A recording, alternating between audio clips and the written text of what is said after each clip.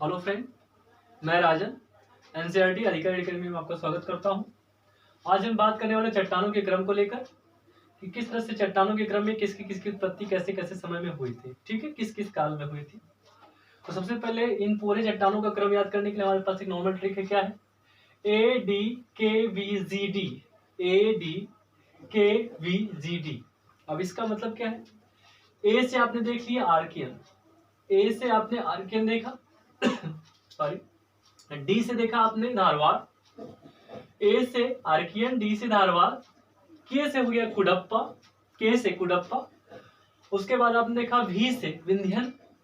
उसके बाद आप देखेंगे जी से हो गया आपका गोंडवाना और डी से हो गया दक्कन। डी से क्या हो गया? दक्कन। इस तरह से हमने पूरे ट्रिक को 6 पॉइंट्स में लिख दिया। अगर पूरी तरह से अगर कहा जाए कि इस पूरे क्रम को याद करना तो 6 पॉइंट्स को आपको, इस कोड को याद कर लेना, ऑटोमेटिक ये 6 ट्रिक आपको याद हो जाएंगे। यहाँ से क्वेश्चन क्लियर हो जाएगा आपका, ठीक है। अब इसके बाद देखते हैं कि जितने जितने हमने नाम लिखे हैं, जितने जितने युग हैं, उस युग में कहाँ कहाँ की चट्टानें उत्पादित हुई हैं, यहाँ से भी क्वेश्चन आते हैं।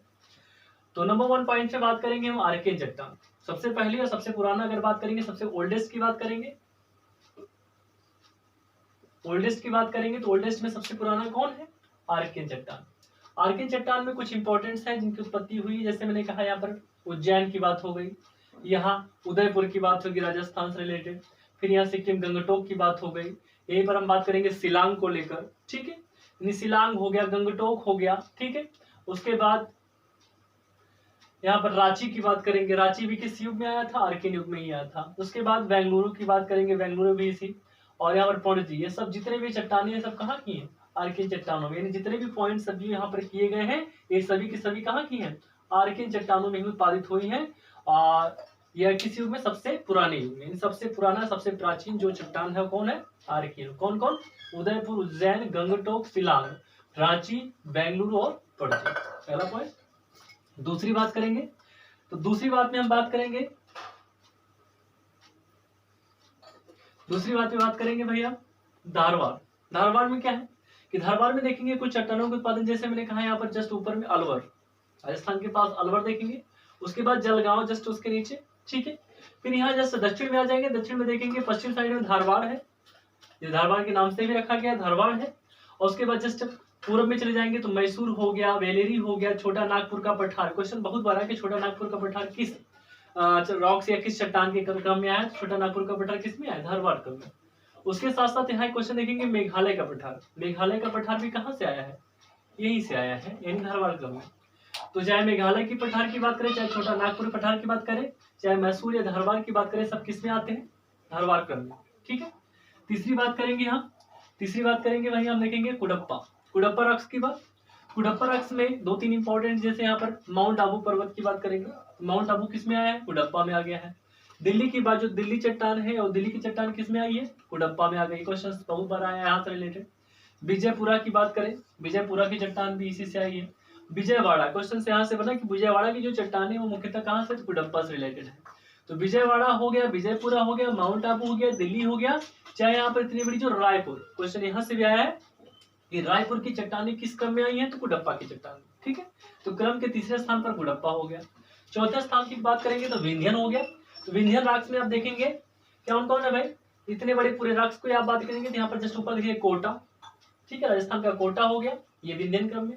प्रयागराज की बात कर लेंगे, सागर हो गया, यहाँ पर पन्ना हो गया, पन्ना की खान जो भी आपने नाम सुना होगा, गोलकुंडा की खान हो गया, करनूल हो गया, सब जितने भी चट्टानें हैं सब किस क्रम में आई हैं? विंध्यन क्रम में। कौन कौन? पन्ना हो गया, गोलकुंडा हो गया, करनूल हो गया, प्रयागराज हो गया, कोटा हो गया, ठीक है। ये सब इंपॉर्टेंस कहाँ से है? विंध्यन क्रम में है। यहाँ पर मैंने इंडिकेट किया भी कौन कौन सी चट्टानें कहाँ कहाँ किस किस क्रम में, ठीक है। उसके बाद गोंडवाना की बात करेंगे, और गोंडवाना को लेकर एक क्वेश्चन आता है कि सबसे अधिक कोयले का उत्पादन किस चट्टान से हुआ या होता रहता है? तो ये खासकर गोंडवाना क्रम की चट्टानों से ही है, ठीक है। अब इसमें किसकी उत्पत्ति हुई थी भाई? यहाँ पर देखेंगे कि दामोदर घाटी की बात करेंगे, दामोदर घाटी हो गया, ठीक है। उसके बाद गंगटोक, यहाँ छोटा सा कुछ पार्ट्स है वहां पर हो गया। इसके बाद देखेंगे रांची, रांची का पठार भी आपसे इसी से रिलेटेड है। उसके बाद रायपुर हो गया, महानदी घाटी जितनी भी है, उसके बाद महानदी घाटी का जो भी प्रॉब्लम है सब किसमें आया? गोंडवाना में है। गोदावरी घाटी की भी बात गोंडवाना में आई है। और सिंगरैली, ये जितने भी क्वेश्चन है सभी आए हुए हैं, अर्थात महानदी घाटी की बात है, चाहे गोदावरी की बात हो, चाहे सिंगरैली की बात हो, चाहे रांची के पठार की बात हो, ठीक है, ये जितने भी पॉइंट्स है सभी के सभी क्वेश्चंस आए हुए हैं। उसके साथ साथ दामोदर घाटी को क्वेश्चन भी आया है। ये सब कहाँ से आए हैं? गोंडवाना क्रम में आए, ठीक है। और लास्ट पॉइंट में देखेंगे दक्कन को लेकर। तो दक्कन में बात करेंगे तो दक्कन में देखिए जो पॉइंट्स है ये पूरा जितना भी पॉइंट्स है ये सब क्या है? दक्कन में ही आता है। ये सब टोटल दक्कन में है। दक्कन में कई राज्यों से रिलेटेड है, जैसे भी यहाँ पर देखेंगे मुंबई वाला बात, ठीक है। अहमदाबाद वाली बात करेंगे गुजरात को लेकर। उसके बाद एमपी की बात पूरा है, इंदौर, एमपी में इंदौर रिलेटेड देखेंगे। फिर महाराष्ट्र की बात भी करेंगे। महाराष्ट्र का 80% भाग जो है कि आपने देखा दक्कन के पठार से रिलेटेड है। फिर कालाबुरंगी की पठार भी खासकर यहाँ से रिलेटेड है, ठीक है। तो यहाँ से क्वेश्चंस बनते रहते हैं कि कौन कौन से पठार की उत्पत्ति किस किस कालक्रम में हुई है। तो कालक्रम हमारे पास AD, KB, GD है। उसके बाद चाहे आर्कियन हो गया, चाहे धारवाड़ हो गया, चाहे कुडप्पा हो गया, चाहे विंध्यन हो गया, चाहे यहाँ पर गोंडवाना हो गया, चाहे यहाँ पर दक्कन हो गया। चूंकि जितने जितने पठारों की उत्पत्ति किस किस काल में हो सब कुछ यहाँ इंडिकेट भी है। तो इस पॉइंट्स को क्लियर करिएगा और यहाँ से रिलेटेड जो क्वेश्चन बनते हैं ये सब यहाँ से क्लियर हो जाएंगे। तो आज के लिए इतना ही, बाकी अगले वीडियो में बात करेंगे अगले वीडियो पॉइंट्स। आज के लिए इतना ही, थैंक यू।